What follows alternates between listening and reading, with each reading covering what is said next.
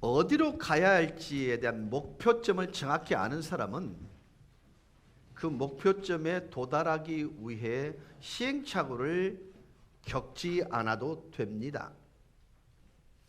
인생에 있어서 삶의 식과 법, 원리, 그리고 방향 표지판을 소유하고 있다면 그는 헤매지 않아도 됩니다. 야고보서는 한번 살아봐라는 뜻이에요. 순종해 보라는 거예요. 너가 알고 있는 하나님의 식과 법을 따라 살아보도록 요구하고 있고요, 도전하고 있는 말씀이 야고보서입니다. 이 야고보서는 순수한 믿음, 순전한 믿음에 관한 책이고요, 하나님께서 우리에게 주신 믿음과 또 성숙함과 그리스도의 삶에 대한 정보를 어떻게 받고 그 정보를 어떻게 적용할 수 있는가에 관한 책이에요. 그리고 야고보서는 대단히 간결한 메시지를 가지고 있습니다. 믿는 우리를 위한 메시지를 갖고 있습니다. 야고보서는 적용이 그 핵심이에요. 서로 사랑하세요 라는 것이 지식이라면 사랑함이 적용이에요.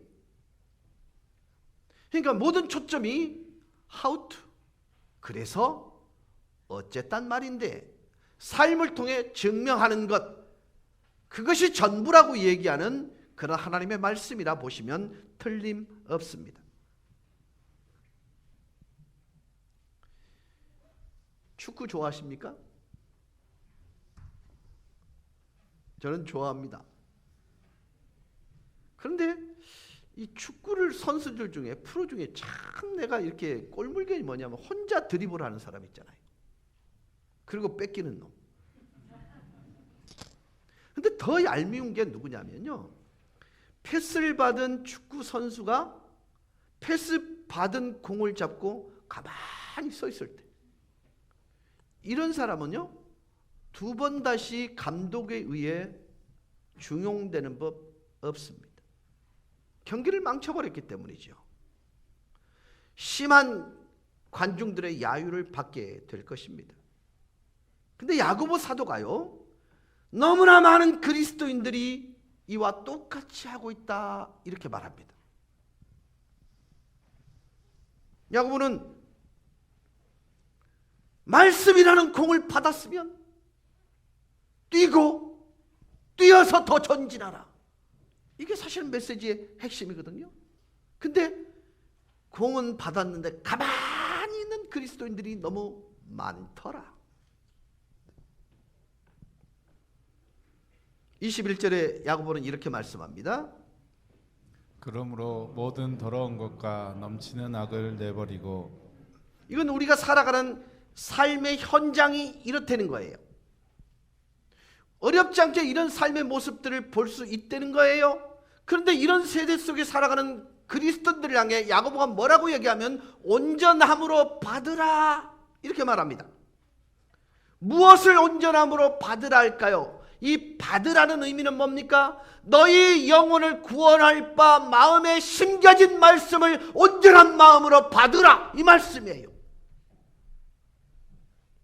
근데 야고보의 전체 테마는 뭐라고요?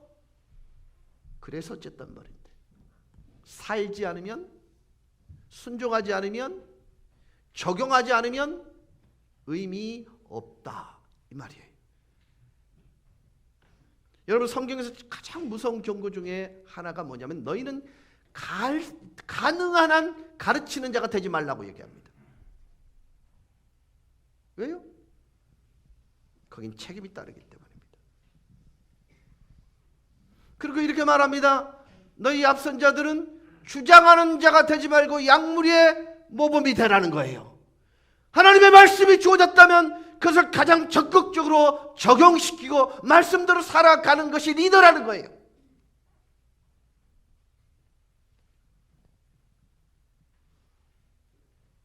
본문을 통해서 야고보는 너희 영혼을 구원할 바 마음에 심겨진 하나님의 말씀을 받고 그 말씀을 끼고 달리라는 것입니다. 순종하라는 것입니다. 행하라는 것입니다. 그런데 22절을 보세요. 너희는 말씀을 듣기만 하여, 듣는다는 말의 헬라적 의미는 청강한다라는 의미입니다. 의나 독일에서는 청강할 때도 돈 내니? 안 내지. 근데 시험 칠 의무는 있니? 세상 편한 게 청강입니다. 어떤 책임도 없습니다. 저 역시요, 청강을 많이 했습니다. 누구도 상관하지 않습니다. 시험과 무관합니다. 책임질 일 없습니다. 단지 수업을 듣기만 하면 됩니다. 속 편하게 다녔습니다. 여러분, 너무나 많은 성도들이요, 하나님의 말씀을 청강하는 사람이 많다. 이게 야고보의 지적이에요.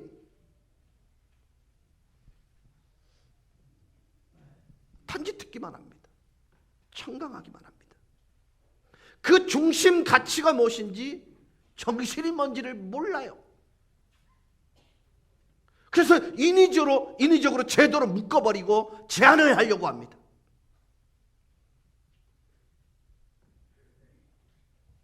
그 정보를 듣고 적용하지 않아요. 그러다 보니까 책임도 없고 시험도 없습니다. 그러다 보니까 영적으로 나아지질 않아요. 우리는 볼을 몰고 운동장을 뛰어야 할 선수인데도요, 내게 온 볼을 가만히 잡고만 있어요. 그 잡고 있다, 평생 잡고 있다 죽어뿌요. 이 상황을 속지 말라고 얘기하고 있는 것입니다. 여러분, 하나님의 관한 지식이 여러분을 성숙으로 이끌지 못합니다. 여러분의 암송하고 있는 하나님의 말씀이 여러분을 예수 닮게 하지 못합니다.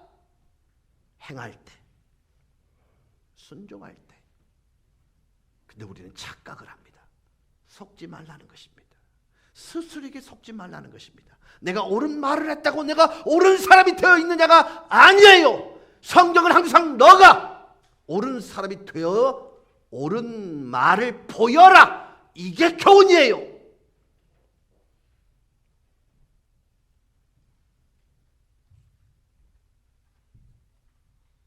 이 속인다는 말은 거짓된 추론으로 결론에 이르는 걸 뜻해요.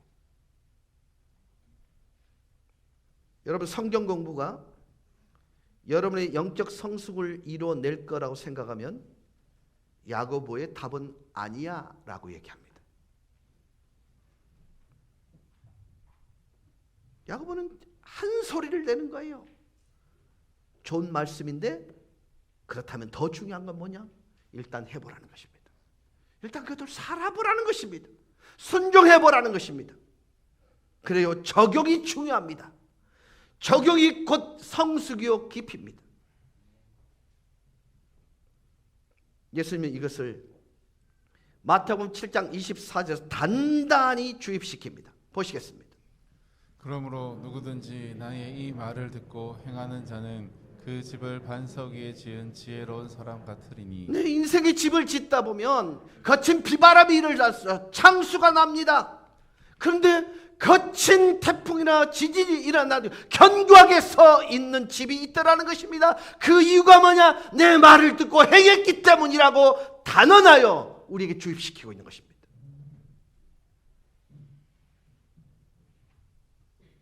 반면 나의 이 말을 듣고 행하지 아니하는 자는 그 집을 모래 위에 지은 어리석은 사람 같으니. 모든 것이 순식간에 사라진다는 거예요.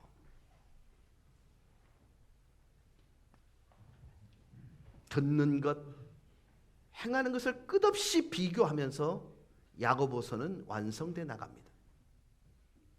듣는 것과 행하는 것, 메뉴판 있는 것, 그리고 음식을 먹는 것이 다른 것처럼 말이죠. 제가 부목사로 조석호 목사님 밑에 있을 때 참 그분은 중국집을 좋아하셨습니다. 부교육자를 다 데리고 가서 먹고 싶은 거 무라 이라 합니다. 그래 놓고 뭘 메뉴판을 보고 딱 시키려고 그러면 나는 짜장면 이랍니다. 담임 목사가 짜장면 먹는데 제가 짬뽕 먹을 수 있겠어요? 저도 짜장면 그러면 아야 다른 거 시켜 다른 거 시켜. 근데 그 말이요 이상하게 부담돼요. 근데 진짜 눈치 없는 부목사 하나가 저는 삼선 볶음밥요 이랍니다. 문맥을 잘못 읽은 거예요. 여러분 메뉴판을 읽는 것과 내가 실제로 음식을 먹는 것, 이 차이는 분명히 있습니다. 성경을 이렇게 성도들이 들고 다니는 성경을 이렇게 보면요, 저도 여기 빨갛게 두 줄을 이렇게 동그라미 쳐놨거든요. 근데 문제는 이 말씀이 내 삶을 통해서 표시되느냐가 중요해요. 형광펜으로 아무리 색깔별로 칠해놔도 삶의 표시가 나지 않으면 그건 꽝이에요.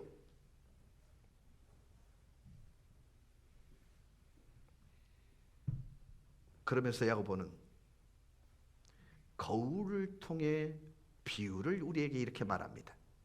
거울은 두 가지 유형이 있다. 거울을 보는 사람에게 있어서 두 가지 유형이 있는데, 첫째는 대강 보는 유형, 둘째는 자세히 보는 유형. 첫째 타입은 건성으로 보는데요, 두 번째 타입은 자세히 보입니다. 야고보서 1장 23절입니다. 누구든지 말씀을 듣고 행하지 아니하면 그는 거울로 자기의 생긴 얼굴을 보는 사람과 같아서. 거울로 자기 생긴 모습을 보는 것 같아서 할 때 이 보는 사람, 이 사람이 남성 명사로 표현되어 있습니다. 이 말의 의미는, 여기서 본다라는 단어의 뜻은 힐끗 본다 이런 뜻이에요.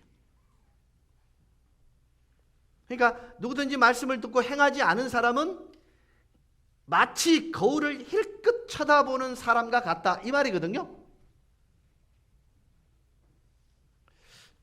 감이 안 오시는데요, 제가 저 관에 있는 분들하고 이제 티타임 시간이 약속이 돼서 점심을 먼저 먹고 그곳에 갔어요. 근데 그 중에 한 분이 자꾸 나보고 뭔 얘긴지 하고 싶은데 못하는 거야. 그래서 제가 눈치가 백단 아닙니까? 잠깐만요, 화장실 좀 갔다 올게요. 입을 찍 벌렸더니요, 이빨 사이사이에 파란색, 빨간색이 다 껴있는 거예요. 근데 분명히 봤거든요. 식당 나오면서 그걸 싹 보고 왔거든요. 근데 그 낀 걸 못 본 거예요. 여러분, 말씀을 듣고 행하지 아니한 사람은요, 나를, 그리고 정확한 내 모습을 못 본 사람이에요. 거울의 기능은요, 수정하는 일이 있습니다. 바꾸는데 그 기능이 있습니다. 대부분의 남자분들 죄송합니다, 여자분들이 하는 것처럼 자기 자신에 대해서 절대 연구 안 해요. 물론 요즘 젊은 세대는요 2시간 뭐 이걸 아주 아깝지 않게 쓰더만요. 남자분들도 뭐 그냥 7가지 기본 파운데이션을 깔고요, 와 대단한 분들이 있어요. 근데 대부분은 건성으로 봅니다. 야고보는 계속해서 거울로 그 얼굴을 쳐다보는 사람인데, 그 자신을 보고 나면 가서 즉시 그 모습이 어떠했는지를 잃어버리는 남자와 같다 이렇게 얘기하고 있는 거예요. 뭘요? 하나님의 말씀을 듣고 행하지 아니하는 존재는 그렇다 이 말입니다. 자, 말씀과 연관시켜 보겠습니다. 전장님 죄송한데 거울을 자세히 보는 편이십니까? 대강 보지요? 이용 집사님 자세히 보는 편이신가요? 그렇죠? 네. 자세히 보이면 뭐가 보여요? 네, 그렇죠. 뭔가 바꿀 게 보이죠? 근데 대강 보면 바꿀 게 안 보입니다. 제가 예배 시간이 아닐 때 제 머리는 제 스스로 정리를 합니다. 근데 예배가 있을 때는 반드시 제 아내가 고데기를 갖고 이걸 해줘요. 근데 왜 그런지를 난 몰랐거든요. 근데 어느 날 제가 영상을 이렇게 보면서 설교를 한참 하는데 여기가 헐빈한 거예요. 나는 모르고 했는데 영상을 보니까 그런 거예요. 나는 왜 아내가 해주겠다는 걸 거절하고 왔는지 후회가 막급했습니다. 그 뒤부터는 갖다 들입니다. 왜요? 나는 거울을 통해서 내가 무엇이 약점인지를 알았기 때문이에요. 여러분, 우리 대부분은 거울, 즉 하나님의 말씀을 건성으로 봅니다. 왜 그럴까요? 거울의 목적이 뭐라 그랬습니까? 거울은 우리의 결점을 보게 만들고 모든 것을 보여줍니다. 또한 여러분이 거울을 보면 여러분의 실제 모습이 어떠한지를 봅니다. 그래서 나는 어떤 변화가 필요하다는 걸 압니다. 무엇을 바꿔야 될지도 볼 수 있게 되는 것입니다. 근데 대다수의 성도들이 뭐 한다고요? 하나님의 말씀을 건성으로 보는 거예요. 그러니 변화를 도모할 수가 없는 것입니다. 성숙으로 갈 수 있는 방법을 찾지 못하는 것입니다. 예수 닮음으로 갈 수 있는 것과는 요원해지는 것입니다. 만일 우리가 하나님의 말씀을 깊고 실제적으로 본다면 그 말씀은 우리를 끝없이 정죄할 수 있습니다. 너 그렇게 살아서는 안 돼. 너 그게 사랑하는 모습이야? 그렇게 할 수 있는 것입니다. 우리의 실제 모습을 볼 수 있는 거예요. 그래서 어떤 변화를 시도해야 하고 이 변화를 시도하는 것이 그만큼 쉽지가 않습니다. 여러분, 지금 오늘은 종교개혁주일입니다.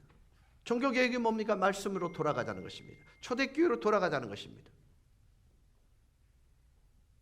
근데 루터와 칼빈은 그 목표를 위해서 자기가 초대교인이 되었습니다.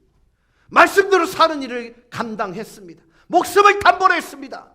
여러분이 혹시 우리 교회가 이런 교회가 되었으면 좋겠다는 꿈을 꾸고 싶다면 그런 교인이 되세요. 거울은 누군가에게 비치는 게 아니에요. 나에게 비칠 때, 내 변화를 꿈꿀 때 거기에 답이 있는 것입니다. 만약에 비쳤을 때 대강 보는 사람은 여러분이 고칠 수 있는 사람이 아니에요. 하나님이 다루실 것입니다. 특히 목사는 더더욱 그렇습니다. 이사야서 6장 5절 말씀입니다. 그때 내가 말하되 하로다 나여 망하게 되었도다. 나는 입술이 부정한 사람이요 나는 입술이 부정한 백성 중에 거주하면서 만군의 여호와이신 왕을 배웠음이로다 하였더라. 정확하게 거울이 내 모습을 비쳤을 때 저 모습입니다. 화로다 나여 망하게 되었도다. 누가복음 5장 8절입니다.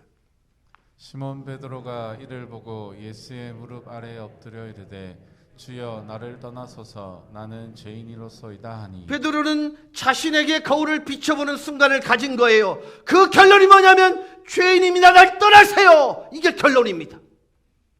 사실 이게 얼마나 불편한 일인지 모릅니다. 이 말씀 따라 나를 바꾸는 일 얼마나 쉽지 않은 일인지 모릅니다. 욥기 42장 5절 6절입니다. 내가 주께 대하여 귀로 듣기만 하였사오나 이제는 눈으로 주를 배움나이다. 그러므로 내가 스스로 거두어 드리고 티끌과 제 가운데에서 회개하나이다. 그렇습니다. 건성으로 보는 사람은 두 가지를 합니다. 첫째, 거울을 볼 때 아무것도 하지 않습니다. 아무것도 안 하는 게 아니라 하는 겁니다. 안 하는 거. 안 하는 걸 하는 거예요. 말이 이상합니까? 안 하는 것도 하는 것입니다.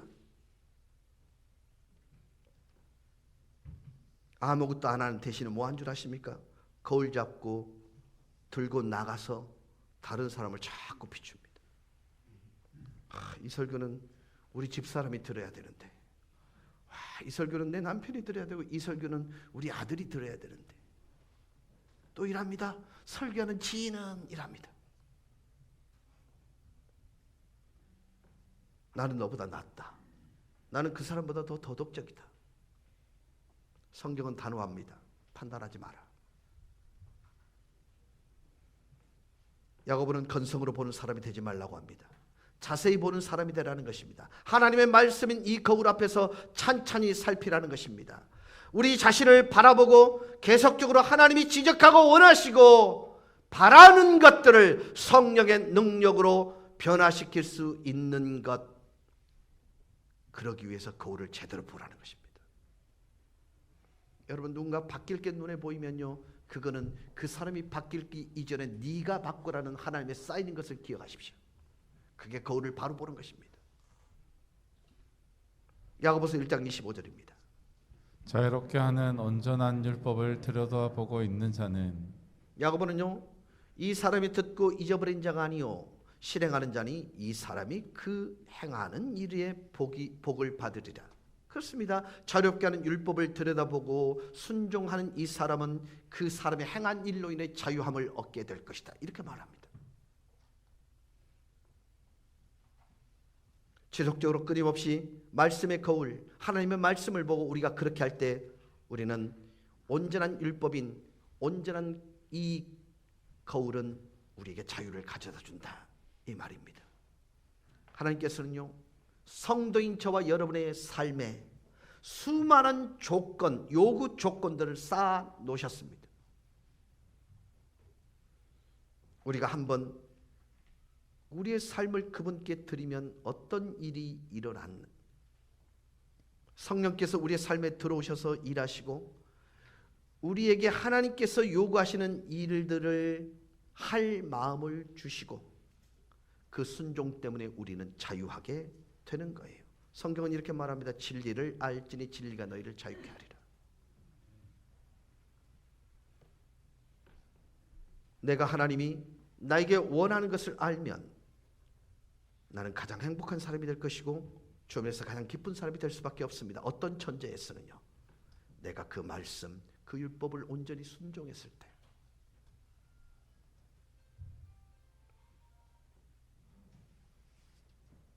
우리는 이 거울의 순간을 만납니다. 그러나 그 순간에 건성으로 보는 사람이 있는 반면 자세히 보는 사람이 있습니다. 그러면 우리가 어떻게 자세히 보는 사람이 될 수 있을까요? 한번 여쭙겠습니다. 여러분 몸이 때가 껴 있을 때 여러분 하실 일은 뭔가요? 샤워하는 것이죠. 그렇죠? 이것은 어떤 사람이 기독교인이 되었을 때 일어나는 일입니다. 저는 잠시 여러분이 그리스도께, 주님 저는 죄인이에요, 저는 더러운 존재예요, 나를 떠나세요, 대신에 정말 불쌍히 여기셔서 내 마음속에 오셔서 나의 주인이 되어 주십시오, 내 인생은 오직 주님의 것입니다 라고 말했던 시점으로 다시 되돌아왔을 때, 이 말은 무슨 뜻이냐면 여러분이 하나님께서 그리스도를 보내셔서 우리 죄를 위해서 십자가에 죽으시고 다시 살아나신 것을 깨달았을 때, 여러분이 그것을 사실로 받아들였을 때 성경은 그것이 씻음 받았다고 얘기하고 새롭게 되었다고 얘기하고 정결하게 되었다고 말하고 있는 것입니다. 여러분의 과거, 현재, 미래의 죄는 예수께서 여러분을 위해 하신 것 때문에 제거가 되었다는 것입니다. 디도서 3장 3절에서 6절입니다. 우리도 전에는 어리석은 자요 순종하지 아니한 자요 속은 자요 여러 가지 정욕과 행락의 종노릇한 자요 악독과 투기를 일삼은 자요 가증스러운 자요 피차 미워한 자였으나 우리 구주 하나님의 자비와 사람 사랑하심이 나타날 때에 우리를 구원하시되 우리의 행한 바 의로운 행위로 말미암지 아니하고 오직 그의 긍휼하심을 따라 중생의 씻음과 성령의 새롭게 하심으로 하셨나니 우리 구주 예수 그리스도로 말미암아 우리에게 그 성령을 풍성히 부어 주사. 자, 한번 여쭙게요. 전에는 우리가 이러이러한 사람이었는데 지금은 이러이러한 사람이 아니에요. 왜냐하면 너희가 행한 것 때문에 우리가 그분으로부터 구원을 얻은 게 아니야, 이렇게 말하고 있는 거 전체 요약이 되지요? 됩니까? 근데 솔직히 하나씩 짚어볼게요. 여러분 예수 믿었음에도 불구하고 어리석은 결정할 때 있어요, 없어요? 순종하지 않을 때 있어요, 없어요? 속일 때 있어요, 없어요? 정욕과 행락의 종노릇 할 때 있어요, 없어요? 여러분 지금요, 뭔가 달라졌지만 달라진 것이 없는 상태를 지금 얘기하는 거잖아요. 그렇죠? 그런 일이 일어났을 때 주님이 이렇게 말하는 것입니다. 너가 행위로 구원받은 게 아니야. 나는 천주교인인데요, 좋아요. 침례교인인데 좋아요. 세례받았는데 좋아요. 그러나 여러분이 예수를 영접했을 때 그분의 희생으로 주어진 자비로운 은혜를 받았을 때 여러분은 그리스도를 따르는 자가 되었습니다. 그런데 이 그리스도를 따르는 구원의 반열에 들었을 때는 내가 여러분이 한 어떤 일과 상관이 없어요. 은혜로 주어진 건 맞지요. 그분이 행하신 일로 얻어진 건 맞지요. 근데 실상은 이러고 나면 뭔가 달라져야 되는데 계속해서 목욕할 일이 생기더라는 거예요. 회개할 일이 생기더라는 거예요. 여러분, 이 야고보가 하고 싶은 말은 이건 거예요. 그럼에도 불구하고 샤워만 하고 돌아오면 그러면 돼. 이걸 강조하고 있는 거예요. 그런데 주 예수 돌아와서 하나님의 은혜와 능력을 통해 그분을 영접할 그때로 돌아가면 되는데 우리가 정확히 깨달아야 될 게 디도서 3장 5절 말씀을 따라 기억해야 되는 겁니다. 한번 보시겠습니다. 우리를 구원하시되 우리의 행한 바 의로운 행위로 말미암지 아니하고 오직 그의 긍휼하심을 따라 중생의 시승과 성령의 새롭게 하심으로 하셨나니. 6절에 우리 구주 예수 그리스도로 말미암아 우리에게 그 성령을 풍성히 부어주사. 지금 잘 들으셔야 됩니다. 갑자기 말씀과 일치되는 삶을 살아야 돼. 그러다 갑자기 왜 이 말이 나와지느냐면요, 샤워를 필요로 하는 사람들이 우리라고 말씀을 드리는 것은 이것입니다. 주님의 은혜의 샤워기는 저와 여러분의 인생 전체를 덮을 만큼 여러분의 모든 과거, 현재, 미래 죄사함을 받게 할 만큼 기억되지 아니하고 사라지게 할 만한 거대한 샤워기입니다. 이런 결단을 우리는 분명히 했습니다. 그리스도인이 됐습니다. 근데 실상은 이렇게 분명히 신분적으로는 이렇게 됐는데 실상 삶을 통해서는 구원받기 이전의 삶이 반복되더라는 것입니다. 이해가 되십니까? 예. 그런데 이것 때문에 과거의 삶을 반복하는 그 삶 때문에 우리가 그분으로부터 떨어지는 것은 아니야. 이걸 강조하는 거예요. 자, 예를 들게요. 저희 어머니하고 저하고 사이좋게 지내다가 어느 날 정말 어머니가 나에게 불합리한 것을 요구해서 제가 어머니한테 이렇게 말합니다. 어머니, 내 두 번 다시 내 세상 찾아오면 내 인간이 아니다. 죽어도 연락하지 마라. 알겠지? 그리고 엄마는 사상에서 살고 난 창원에서 살 기다. 연락하지 마. 자, 이게 어머니하고 나하고의 그 관계가 어머니와 아들과의 관계가 없어지는 걸까요? 여러분, 내가 무엇이 되었든 상관없이 항상 나는 그분의 아들이에요. 그분의 자식이에요. 그러니까 우리 관계, 어머니와 나의 관계 속에 아마 저에게 일어난 이 문제는 어머니하고 교제로부터는 멀어지게 할지 모르지만 관계로부터는 떨어질 수 없다는 걸 얘기하는 거예요. 그러니까 야고보는 이걸 전제하고 있는 거예요. 은혜로 구원받았지만 성숙의 문제를 다룬다고 말씀을 드렸던 것이 바로 여기서 적용되는 거예요. 대가 없이 받은 은혜가 예수 닮음을 향해서 실천하고 순종해야 되는데 설령 너희들이 그거 하다가 지치고 무너질 때라도 샤워하고 다시 처음으로 돌아가 다시 출발하면 돼. 그럼에도 불구하고 삶과 말씀을 일치시켜야 돼. 이걸 강조하고 있는 거예요. 이해가 되셨습니까? 내가 너무 좀 어렵게 설명했나요? 반응을 좀 해주셔야 됩니다. 여러분이 그리스도를 한번 영접하면 여러분은 하나님의 식구로 거듭납니다. 여러분 하나님의 자녀입니다. 빠져나올 수 없습니다. 여러분은 안 태어난 것처럼 할 수 없습니다. 여러분이 한번 거듭나면 결정된 것이고 구원받은 것입니다. 그러나 그 이후에 우리가 어떤 죄를 지을 때 샤워하라는 것은 결국 그분과의 관계를 상하게 하기 때문에 위치적으로 나는 그분이 이루어낸 것 때문에 여전히 하나님 식구 안에 있지만 그분과 작은 정산을 끊임없이 해야 된다는 걸 얘기하고 있는 거예요. 이게 회개입니다.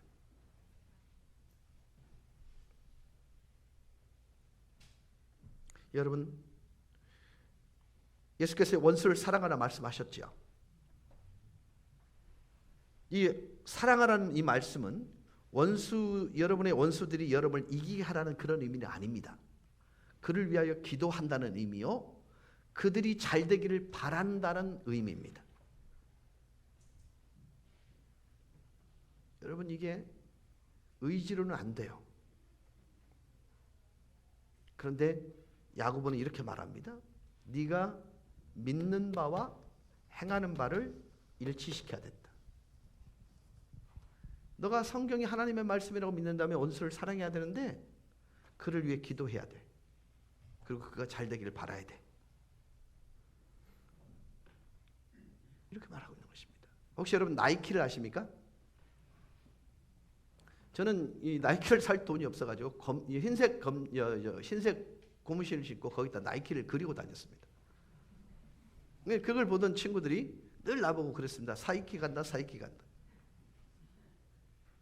근데 나이키가 헬라어로 무슨 뜻인 줄 아세요? 승리란 뜻입니다. 저와 여러분이 그 신분의 확고한 믿음을 근거로 해서 말씀 따라 한 번이라도 행한다면, 야고보 말씀을 우리의 행함으로 적용한다면 우리는 승리할 것입니다. 저는 과도하게 이분론적으로 그렇게 살지 않으면 큰일 나를 막기 위해서 이렇게 살지 못하지만 우리의 신분에는 전혀 변화가 없습니다. 주님과의 관계가 조금씩 멀어질 뿐입니다. 이 말씀을 드리면서 그런 문제가 생겼을 때 우리는 은혜의 샤워기에 몸을 맡기고, 그리고 다시 한번 행함을 통해 순종이라는 길을 걷게 될 때 승리라는 아름다운 열매를 맺게 될 것이다. 이게 오늘 주님이 우리에게 주시는 메시지입니다. 사랑하는 여러분, 기억하십시다. 주님은 우리가 견고히 되어져 가는 성도, 지어져 가는 성도, 그 성도가 되기를 원하십니다. 근데 그 방법은 하나밖에 없습니다. 듣고 행할 때. 그러나 여기에 또 다른 그물막을 치워주신 것, 그럼에도 불구하고 네가 설령 그런 삶을 살지 못한다 할지라도 나는 너와의 신분은 건드리지 않아. 여전히 너는 내 새끼야. 여전히 내 자녀야. 그런데 얘야, 매일 와서 샤워를 좀 하자. 사랑하는 여러분, 이 놀라운 하나님의 은혜의 이중장치를 기억하시고 말씀을 따라 승리하실 수 있는 저와 여러분 되시길 주의 이름으로 축원합니다. 우리 다 같이 기립하셔서 찬양으로 나가시겠습니다.